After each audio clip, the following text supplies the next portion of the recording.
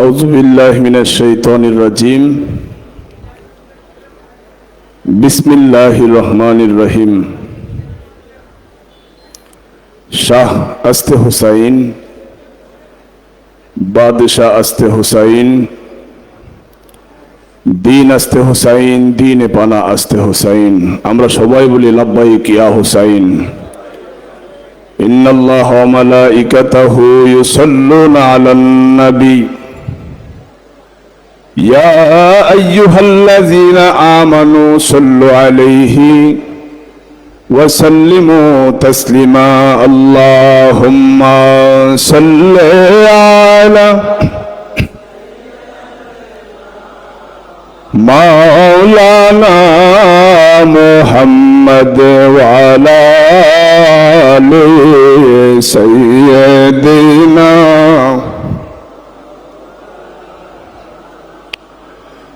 আল্লাহ বলে ও জিবরাইল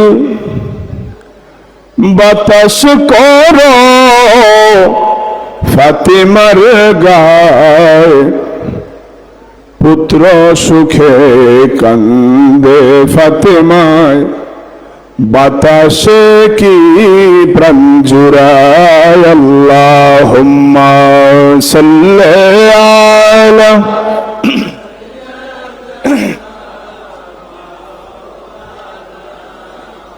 وعلى آل سيدنا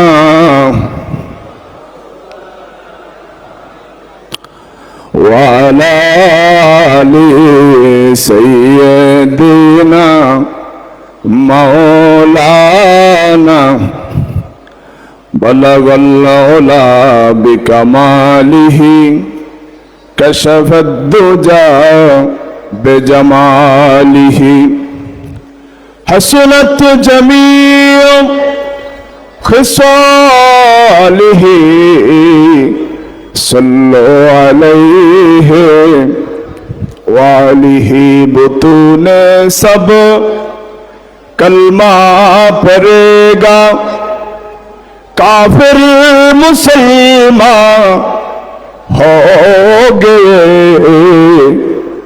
जग में जब आए मोहम्मद इस्लाम जिंदा हो गए बलगल औला बिकमालिही कशफद दुजा बेजमालिही हसनत जमीओ खसालिही सल्लो अलैहि वालिही है हुसैन नबीजिर औलाद সালাম জানাই মুরাদ তোমায় সবাই বলেন হে হোসেন নবীজির औलाद সালাম জানাই মুরাদ তোমায় জানি না কেমন করে ছিলেন নবী সোনার মদিনায় যে সময় হুসাইনের গলায় সীমার ছুরি চালায় হে হোসেন নবীজির औलाद সালাম জানাই মুরাদ তোমায় আমাদের প্রাণপ্রিয় মহান মুর্শিদ দিন দুনিয়ার কোহিনূর হক বাতিলের জুদাকারী মোহাম্মদ ইসলামের পুনর্জীবন দানকারী সুফি সম্রাট হযরত শাহ দেওয়ানবাগী দয়াল বাবা কেবলা জান औलाद रसूल हजरत दयाल मा रहमतुल्लाह आलैहा আমাদের প্রাণ প্রিয় বড় সাহেবজাদা হুজুর ইমাম সৈয়দ এএফএম নূরে খুদা রহমাতুল্লাহ আলাই তিনাদের পাক কদম মুবারকে অসংখ্য ভক্তিপূর্ণ সালাম। উপস্থিত রয়েছেন বাবে মদিনায় औलाद মুর্শিদ औलाद রসুল আমাদের প্রাণ প্রিয় সেজে সাহেবজাদা হুজুর, আমাদের প্রাণ প্রিয় ছোট সাহেবজাদা হুজুর বাবাদানের औलाद বর্গ সকলের কদমে আমি মহিউদ্দিন ভক্তিপূর্ণ সালাম জানিয়ে আজকে স্মরণ করছি সেই শুহাদায়ে কারবালার কথা। যেই শুহাদায়ে কারবালায় যুদ্ধ হয়নি, হয়েছিল জুলুম। কি হয়েছিল? জুলুম হয়েছিল। যুদ্ধ শিশু নারী বাচ্চাদেরকে নিয়ে যুদ্ধ করতে যাওয়া হয় না, ঠিক কিনা বলেন? জুলুম হয়েছিল। কি হয়েছিল? ওই কুফা নগরীতে দাওয়াত দিয়ে নেওয়া হয়েছিল মেহমান হিসাবে। দাওয়াত দিয়ে নেওয়া হয়েছিল শিশুগুলো, মাসুম বাচ্চাগুলো, নারীগুলো নিয়ে মুসলিম বিল আকিলের মাধ্যমে হযরত ইমাম হুসাইন রাদিয়াল্লাহু তাআলা আনহু দাওয়াতে গিয়েছিলেন। সেই দাওয়াতে কথা নিয়ে প্রতারণা করে নবী পরিবারের উপর জুলুম চাপিয়ে দেওয়া হয়েছিল। এটা কারবালার যুদ্ধ নয়, এটা কারবালায় জুলুম করা হয়েছিল। যেরকম ঠিক না আমার ভাইরা? আপনারা প্রত্যেক দিন ইমাম হুসাইনের জিকির করি আমরা, জানেন? মানুষ বুঝে না, আল্লাহর জিকির ছাড়া কারো জিকির করা যাবে না, বলে কি বলে না? মুরুক্ষর দলেরা প্রত্যেক দিন ইমাম হুসাইনের জিকির করে, আহলে বায়াতের জিকির করে। আল্লাহুম্মা সাল্লি আলা সাইয়্যিদিনা মুহাম্মদ ওয়া আলা আলে মুহাম্মদ করে, কি করে না? ওয়া আলা আলে মুহাম্মদ ওয়া আলা আলে মুহাম্মদ ওয়া আলা আলে মুহাম্মদ মানে হলো ইমাম হুসাইনের জিকির করা। যেরকম সুবহানাল্লাহ। তারা বলতেছে তাড়াতাড়ি ইমাম হুসাইনের কল্লা আলাদা করে দাও, আসরের নামাজ কাজা হয়ে যাচ্ছে, আসরের নামাজ আমরা জামাতে পড়ব। ইমাম হুসাইনের কল্লা মুবারক আলাদা করার পরে তারা যখন নামাজে পড়েছিলেন, তারা যখন নামাজে গিয়েছিলেন, ওই নামাজে সেই ইমাম হুসাইনকেও তারা আবার জিকির করেছে, স্মরণ করেছে। যেরকম ঠিক কিনা? নামাজের শেষ বৈঠকে এমন নামাজ নাই যেই নামাজে শেষ বৈঠক নাই। ওই নামাজের ভিতরে এজিদ সহ সীমার সহ বলেছিল এই কথা, আল্লাহুম্মা সাল্লি আলা মুহাম্মদ ওয়া আলা আলে মুহাম্মদ। বলছি কি বলে নাই? ও সীমার, একটু আগে আলে মুহাম্মদকে জবাই করেছো, একটু আগে গর্দান ফালিয়েছো, ওয়ালা আলে মুহাম্মদ এখন নামাজের ভিতরে বলেছো। এই নামাজি এখন দুনিয়াতে আছে না নাই? আওয়াজ দিয়ে বলেন, ওই নামাজি গুলা দুনিয়াতে আছে না নাই? ওরা কি নামাজ পড়ে কি পড়ে না? আমরা কি আলে মুহাম্মদের মোহাব্বত নিয়ে নামাজ পড়ব, না আলে মুহাম্মদকে জবাই করে নামাজ পড়ব? আলে মুহাম্মদকে জবাই করে তারা নামাজ পড়ে আবার নামাজে বলেছে ওয়ালা আলে মুহাম্মদ কামা সাল্লাইতা আলা ইব্রাহিম ওয়ালা আলে ইব্রাহিম ওয়ালা আলে ইব্রাহিম। ইব্রাহিমের আহাল বর্গ সহ মুহাম্মদের আওলাদ আহাল বর্গ এখানে ইমাম হুসাইন আসে। আসে কি আসে না? পুরা আওলাদে রাসূল সবাই আসে। সেই আলে মুহাম্মদকে হত্যা করে ওই নামাজ, এই নামাজ দিয়ে আল্লাহ কি করবে বলেন? আমার রাসূল বলেছেন, ও আল্লাহ, আমার ইমাম হুসাইনকে যারা মোহাব্বত করে তুমি আল্লাহ তাদেরকে মোহাব্বত করিও। যেরকম সুবহানাল্লাহ। আর আমার ইমাম হুসাইনকে যারা কষ্ট দেয়, ও আল্লাহ তুমিও তাদের প্রতি দেখো। আমার মহান মুর্শিদ, যুগের ইমাম, দুনিয়ার মানুষকে শিখাইয়া গেলেন, বুঝাইয়া দিলেন ইসলাম সেখান থেকে দুই দ্বারায় বিভক্ত।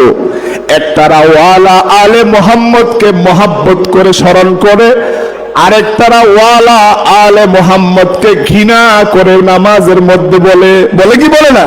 বলছে সবাই, কিন্তু একজন মহাব্বতের সাথে বলতেছে, আরেকজন সেই ইমাম হুসাইনের বিদ্বেষ তার ভিতরে রয়েছে। তার মনে মনে আহলে বায়াতের কথা বললে, আওলাদে রাসূলের কথা বললে, পাক পাঞ্জাতনের কথা বললে, পবিত্র পাঁচটা দেহ, পাঁচটা পবিত্র আত্মার কথা বললে তাদের ভিতরে চুলকায়। জোরেগণ ঠিক কিনা? সেখান থেকে 61 হিজরিতে 10ই মুহররম ওইখান থেকে কারবালায় ইসলাম দুই ধারায় আসছে, একটা হুসাইনি ধারা আর একটা এজিদি ধারা। জোরেগণ ঠিক কিনা? হুসাইন বনাম এজিদ। ওই হুসাইনের ইসলামই হলো আমার বাবা দেওয়ানবাগী যেটা প্রতিষ্ঠা করেছেন, সেটাই হলো মুহাম্মদী ইসলাম। যেরকম ঠিক কিনা? হুসাইনের ইসলাম কার ইসলাম? আওয়াজ দিয়ে বলেন।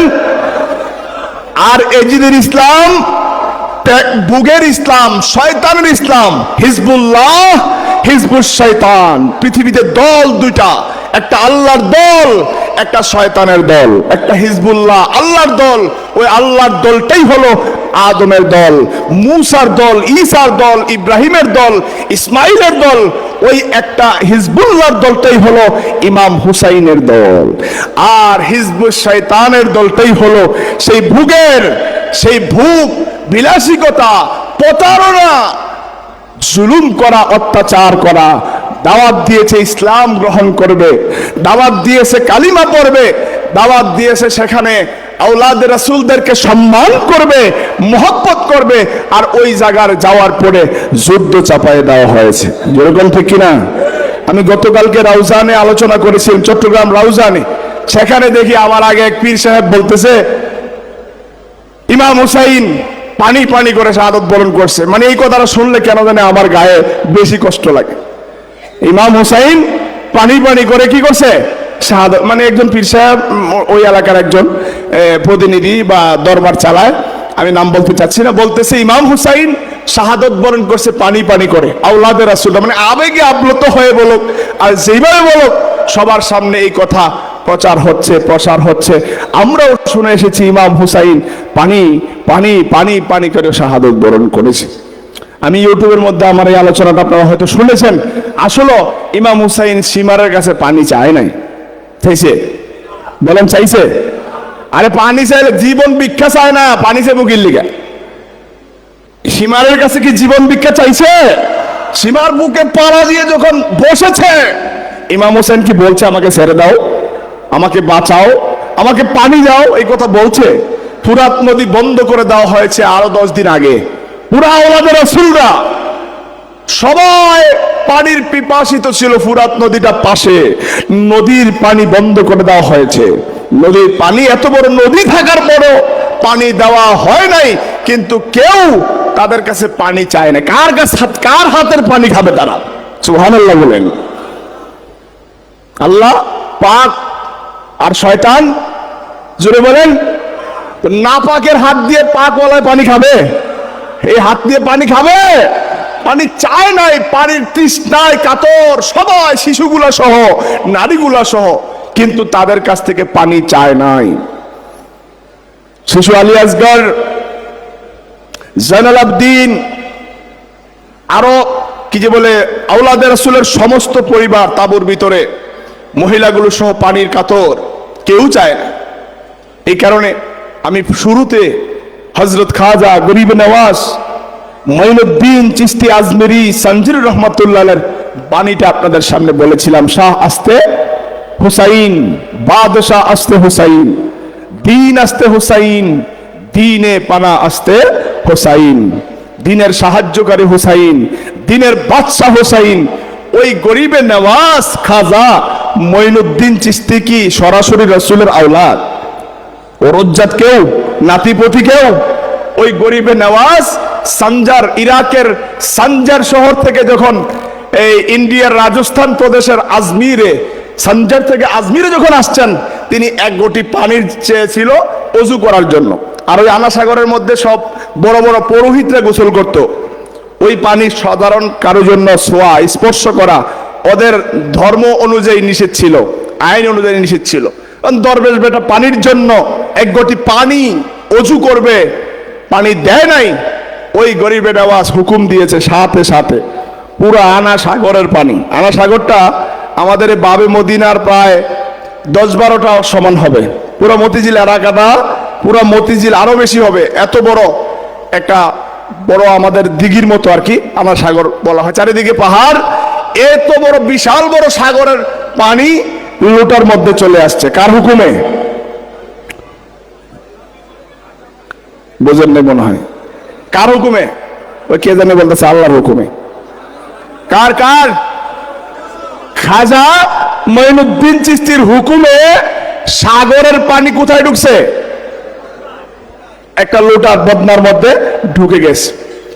ওই খাজা গরিবে নওয়াজ মঈনুদ্দিন চিশতি, চিশতিয়া তরিকার প্রতিষ্ঠিত ইমাম, ওই তরিকা ওনার নামেই, কিন্তু চিশতিয়া তরিকা আগে থেকেই ছিল, কিন্তু প্রতিষ্ঠা হয়েছে গরিবে নওয়াজের নামে। একজন তরিকার ইমাম যদি হুকুম দিলে একটা লোটার মধ্যে পুরো সাগরের পানি আসে, ইমাম হুসাইনের মনে হয় এই ক্ষমতাটা ছিল না, মনে হয় না, না ছিল না, মনে হয় ছিল। কি মনে হয় আপনাদের? কি মনে হয় এই ক্ষমতা ছিল না ইমাম হুসাইনের? ফুরাত নদীর ডাক দেওয়ার ক্ষমতা ছিল? যদি ইমাম হুসাইন ফুরাত নদী কেন পানি বলে শব্দ করে আওয়াজ করতেন, খুদার কসম তামাম দুনিয়ার পানি ইমাম হুসাইনের কদমে উঠে পড়তো। কেন পানিকে ডাক দেন নাই? তিনি প্রমাণ করেছেন, তিনি দুনিয়ার মানুষকে বুঝিয়ে দিয়েছেন এই কি যে বলে শয়তানি শক্তির কাছে জীবন দিয়ে দিবা, মাথা নিচু করবা না, মাথা দিয়ে দিবা, কল্লা দিয়ে দিবা, মাথা নিয়ে যাক, মাথা কেটে মাথা নিয়ে যাক, কিন্তু মাথা নিচু করবা না, এটা বুঝাই দিয়ে গেছেন। ইমাম হুসাইন এই কথা বুঝাইতে গিয়ে তিনি পানিও চান নাই, এবং গলার মধ্যে যখন ছুরি বারবার চালাচ্ছেন, তিনি সত্যটা বলে দিলেন, হে সীমার, কিয়ামত পর্যন্ত যদি এই গলার মধ্যে ছুরি চালানো হয়, খোদা কি কসম, এই গলা কোনোদিন কাটবে না। কেননা এই গলার মধ্যে আমার নানাজি এত চুমু খেয়েছে, ছুরির বাপের ক্ষমতা নাই আমার গলা কাটার জন্য। হে সীমার, আমার কষ্ট হচ্ছে, আমার পিছন দিয়ে যদি ছুরিটা চালায় দাও, সাথে সাথে গর্দান আলাদা হয়ে যাবে। যেরকম ঠিক কিনা? এই কথা বলেছে ইমাম হুসাইন, পানি করে শাহাদত বরণ করেছে। এই কথা আহলে বায়াতের অনুসারী, আওলাদে রাসূলদের অনুসারী, ওলিয়া উলিয়াদের গোলামেরা, ইমাম হুসাইনের গোলামেরা এই কথা বলতে পারে না যে পানি কইয়া মারা গেছে। আমি কি বুঝাইতে পারলাম? ইমাম হুসাইনের শানে ছোট করা হয়, খাটো করা হয় ইমাম হুসাইন রাদিয়াল্লাহু তাআলা আনহুকে। ধর্মই ইমাম হুসাইন, জান্নাতি ইমাম হুসাইন। আপনি যা কিছু বলেন সব কিছু ইমাম হুসাইন। ইমাম হুসাইন আছে, নামাজ আছে, ইমাম হুসাইন আছে, রোজা আছে, ইমাম হুসাইন আছে, হজ আছে, যাকাত আছে। আপনি বিশ্বাস করেন নামাজের মধ্যে আপনি কারু নাম বললে, কাউরে স্মরণ করলে আপনার নামাজ ঠিক থাকবে না, ভঙ্গ হয়ে যাবে। কিন্তু ইমাম হুসাইনকে, আওলাদে রাসূলকে, আহলে বায়াতকে স্মরণ না করলে আপনার নামাজ পরিপূর্ণ হবে না। আল্লাহ এমন সিস্টেম করে ওই নামাজের ভিতরে, হে আল্লাহ, যেই নামাজ একমাত্র আল্লাহর জন্য। কার জন্য? ইন্নাস সালাতি ওয়া নুসুকি ওয়া মাহইয়ায়া ওয়া মামাতি লিল্লাহি রাব্বিল আলামিন। আমার আল্লাহ কয়, ইন্নাস সালাত, নিশ্চয়ই নামাজ, ওয়া নুসুক, আমার কুরবানি, ওয়া মাহইয়ায়া, আমার হায়াত, ওয়া মামাতি, আমার মওত, লিল্লাহি রাব্বিল আলামিন। একমাত্র কার জন্য? আল্লাহর জন্য। নামাজ কার জন্য? আল্লাহর জন্য। কুরবানি আল্লাহর জন্য। আমার হায়াত, আমার জীবন, আমার মরণ একমাত্র আল্লাহর জন্য। ওই নামাজটা একমাত্র আল্লাহর জন্যই, আল্লাহকে নিয়েই নামাজ পড়ার কথা, এখানে অন্য কেউ ঢোকার কথা না। ওই জায়গার ভিতরে, নামাজের ভিতরে, হ্যাঁ, আসসালামু আলাইকা আইয়ুহান নবী, জোরে কোন সুবহানাল্লাহ। ও মৌলবীরা, ও মুসলমানেরা, ও ইমানদারেরা, তোমরা নবীজিকে সালাম দেও আর না দাও, ইয়া নবী সালামু আলাইকা, ইয়া রাসূল সালামু আলাইকা, ইয়া হাবিব সালাম আলাইকা না বলো আর বলো, বললেও কি হবে না বললে কি হবে, এমন একটা জায়গার মধ্যে আমি সেট করে দিয়েছি, ওই জায়গায় তোমাকে বলতেই হবে। যেরকম ঠিক কিনা? আসসালামু আলাইকা আইয়ুহান নবী, হ্যাঁ, আসসালামু আলাইকা আইয়ুহান নবী ওয়া রাহমাতুল্লাহি ওয়া বারাকাতু। এখানেও আবার ঢুকাইছে ইমাম হুসাইনকে, দেখেন, আসসালামু আলাইনা, আসসালামু আলাইনা ওয়া আলা ইবাদিল্লাহিস সালিহিন।